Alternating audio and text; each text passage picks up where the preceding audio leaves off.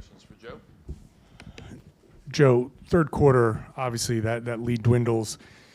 They get credit for being who they are, for making the comeback, but what did you see from your end that maybe opened the door for them?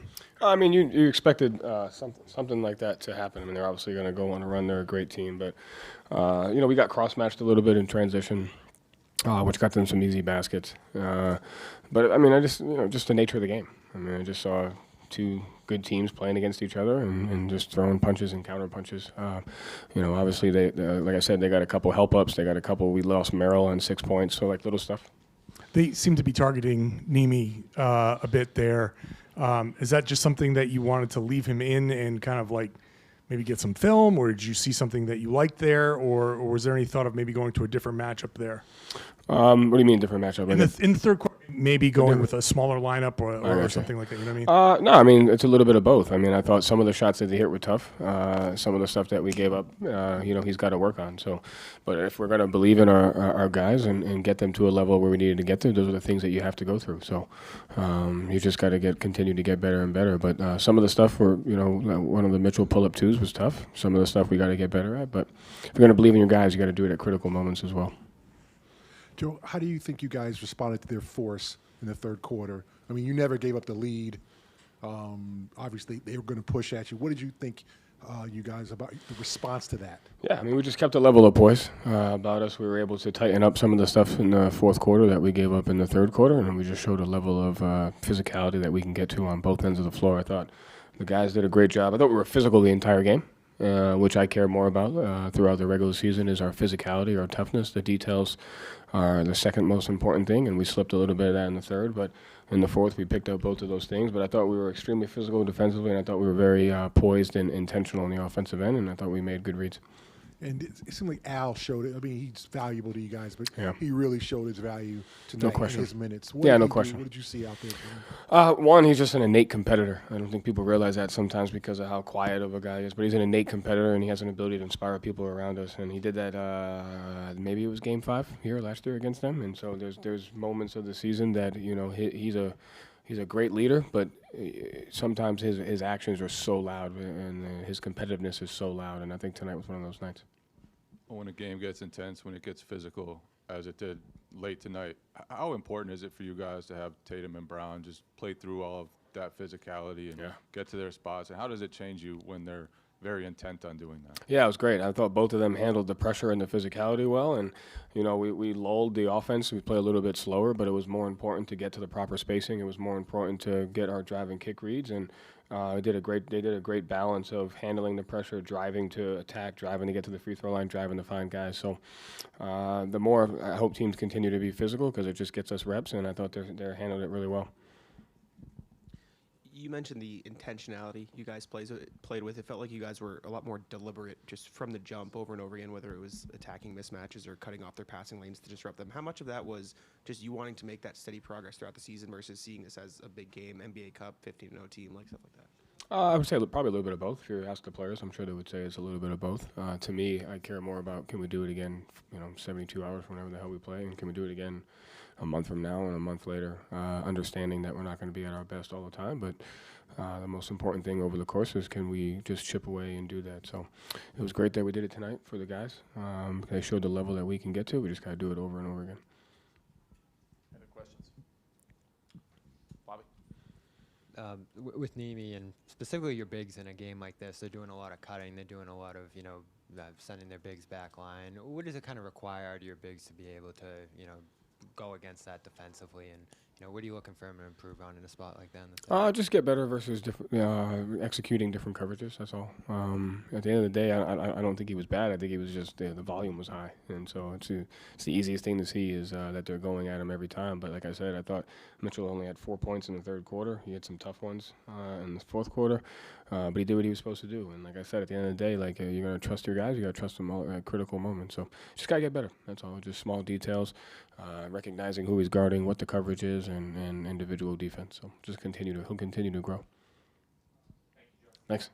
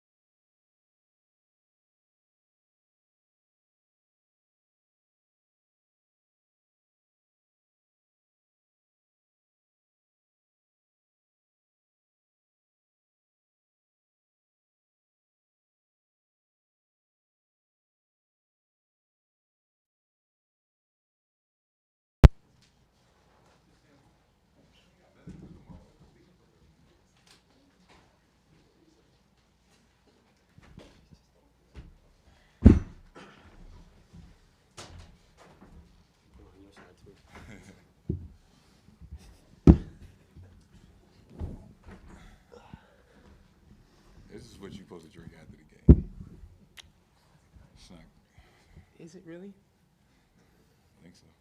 Questions for Jason and Derek? It's questions for both of you. Jason, we'll start with you. Joe was praising Al's leadership and his ability to inspire. You've called him your favorite teammate. Tonight he had 20 points and 3 blocks, which are both season highs. We've been through more shit together. Tonight He's he had- like my second favorite teammate. All good. Tonight he had 20 points and 3 blocks, which are both season highs. How does his leadership resonate with you guys? I think Al's just a calming presence out there. He just does so many different things for us. Sometimes they still show up in the stat sheet, and sometimes they don't. But just him being on the court with us helps with our spacing, helps with our defense. He's such a good passer, willing passer. So we're just a much better team when Al is out there and being aggressive. For either of you guys, Joe mentioned the intentionality you guys played with tonight. It felt like from the jump you guys were just attacking mismatches, cutting off passing lanes like a lot more deliberately and a lot more often. Was that something you were focusing on going into the game because, you wanted to make steady progress throughout the season, or was it more of like you saw this as a big matchup because of the NBA Cup and they were undefeated going into it? I think every game we're just trying to be deliberate on what we're trying to do offensively and just creating an advantage and making the right read off of that. So, things change during the game and we make adjustments, and I think we did a good job of just kind of adjusting on the fly to what we wanted to do and what was working for us. Was there any, did you guys talk about the fact that they were undefeated? Was there any extra motivation between you guys as a team, wanting to be that first loss for them? Yeah, we knew. I think everybody knew that they were undefeated, and coming to our building, and also it's an NBA Cup game. We already lost one game, so it was a really big game in that aspect. So, we were all aware. Jason, there's that play off the Horford block. You get the ball and you zip it right back to Derek. Derek, you pull up for the 3. And there's plays like that where you just are in sync. This group's been together for so long. What role does trust play with your success with the ball? I think, like you said, we've been in so many moments together, so many big games, that we don't do anything spectacular. We just do the simple things. We do the right reads all the time, or most of the time, whether it's cup game, or regular season game, or in the finals. We know where each other is supposed to be. We work on reads all the time in practice, and regardless of how the game is going or the shots are falling, just all about making the right read, and the game will reward that. First question for Derek: is that your drink that you use to stay hydrated during the games? Oof. No, not at all. You got kids. Water, Gatorade. Gatorade's a great beverage. Yeah. But yeah. And then for JT, Cleveland, they learned a lot of lessons from their series against you last year. They've changed how they operate this year. What did you see that was similar? What did you see that was different about how they tried to go against you? I think, for one, they very well coached. Right, they got new coaching staff and things like that. I think they're just playing a lot faster and more free this year. The ball's not necessarily sticking, so they just put a lot of pressure on you. Then they have guys that individually can make plays, and they're a bigger team, and they just been playing really well. So you add all that with confidence, and they've had the best start to the season so far. Jason and Derek, what do you think it's going to be like Thursday when you go to the White House and you celebrate the World Championship? I just answered the question. I think it's gonna be fun. That's something that growing up, you see teams that won championship go to the White House and just kind of celebrate that moment together, and just gonna be one of those teams that won a championship and then go to the White House and to celebrate with a great team and great people. It's gonna be a lot of fun. Yeah, same. You bring your ring? Tripping. I'm bringing mine. To the pictures. Too cool to wear it? I'll think about it. This guy. I didn't know that was a thing. It's good to know. When else you going to the White House? What do you think it'll be like? Huh? What do you think it will be like just to celebrate the championship? I mean, I think it'll be cool. It's one of the perks of being a champion is going to the White House. And like you say, you've seen all the former teams, or most of the former teams attend. So we'll have that moment and take pictures and videos, and something that, will last a lifetime. Along those lines, similar question, like what are you looking forward to most about that experience? Like it's kind of a unique thing, going there after a championship, and probably something that, it's like one of those moments on 2K when you win. Shout out to 2K. I think it's going to be just fun just being with the team. I mean, obviously, we're always close and we're always together. And so just another thing that we can all do together and just kind of enjoy that moment as a team. Jason, what did you guys do to withstand? I mean, they cut a 21-point lead to 2 in about 7 minutes. What did you guys do to kind of withstand that and fight back? Like, obviously, they were going to test your mettle there. What did you guys do to get the win?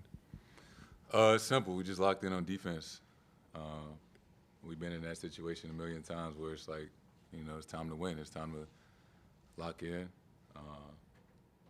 guard your yard, help each other on defense, get a stop, go down on offense and find out who we're trying to attack, where we need to put guys at and make the right play. So, like I said, we just do the simple things really well, really often.